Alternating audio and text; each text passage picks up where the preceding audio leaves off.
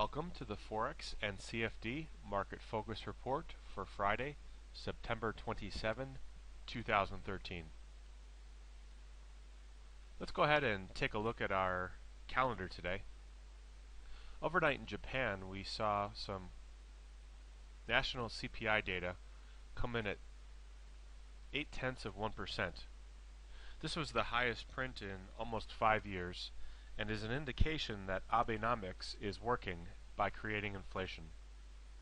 We saw an improvement in the UK GfK consumer confidence to -10, and we also saw some Japanese portfolio flows data indicating that foreigners are purchasing less Japanese JGBs. We also had some remarks from Kansas City Fed President George. George came out today and indicated that she would vote to taper quantitative easing by $15 billion.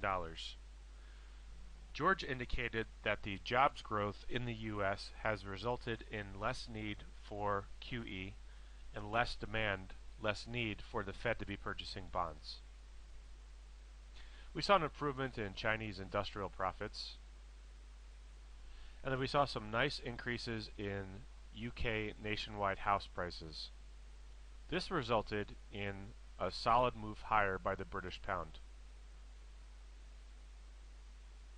We saw some French GDP data come in stronger than expected, and we saw a nice improvement in the Swiss KOF leading indicator to 1.53.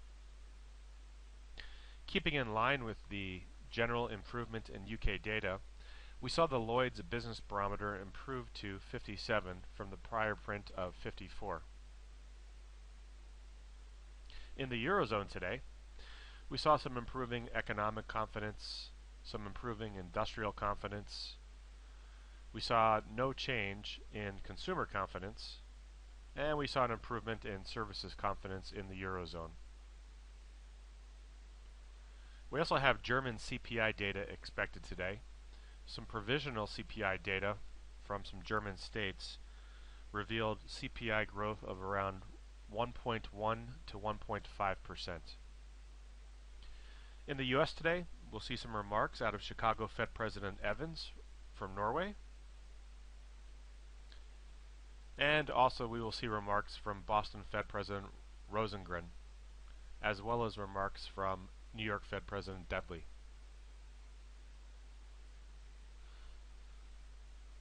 Also on the data front, we expect to receive personal income and personal spending data in the U.S., along with final September University of Michigan consumer sentiment. Let's go ahead and take a look at some of our asset classes today. This is a chart of gold against the U.S. dollar. Gold is currently trading around $13.24, and as we can see, it's not really gaining too much traction. Gold moved lower yesterday on account of general improvement in talks between the US, Russia, and Syria on disarming that country.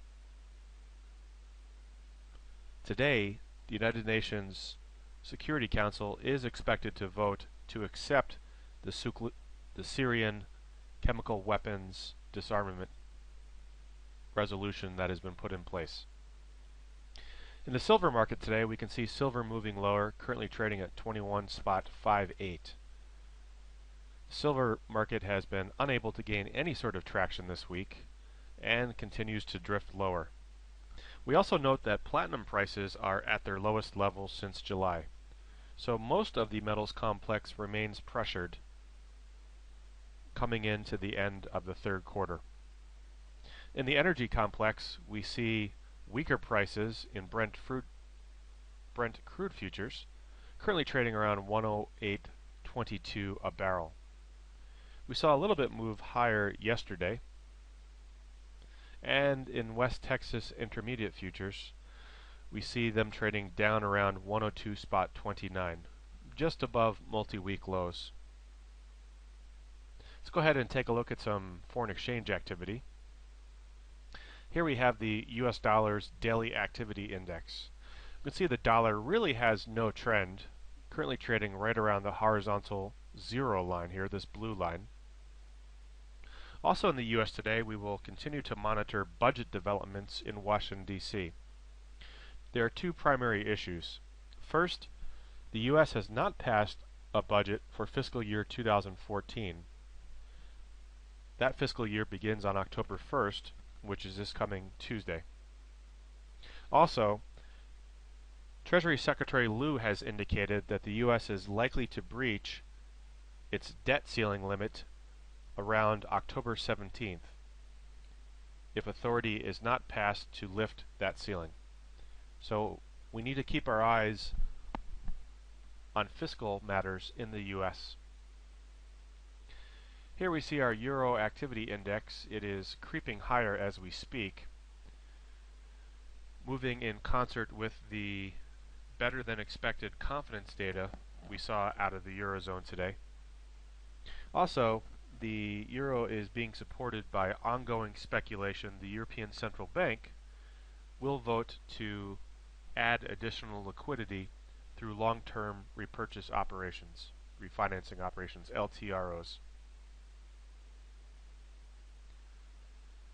Japanese yen is moving much higher today, a nice upward intraday bias there for the yen. That is on the back of the stronger than expected Japanese CPI prints.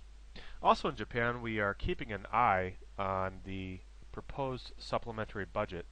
Nikkei today reported that it is expected to come in around 5 trillion yen. So on Tuesday, October 1st, we expect to receive details from Prime Minister Abe concerning the supplementary budget, and we also expect to receive details from Abe concerning the possible increase in the national sales tax to 8%. British pound is up very nicely today. This is a monthly chart of the pound's activity. We can see that the pound is way above the blue line for the month of September. Even though it's come back from the August reading, we can see that the pound is trending nicely for the month of September. On our daily activity index for the pound, we can see continued expansion and a nice upward bias there. That is in result to remarks from Bank of England Governor Carney, who indicated he does not expect any additional quantitative easing need at this time.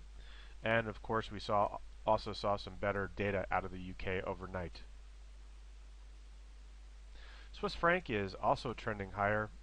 We saw the better business barometer print out of the Switzerland today. Australian dollar just cannot seem to get much of a foothold above the zero line.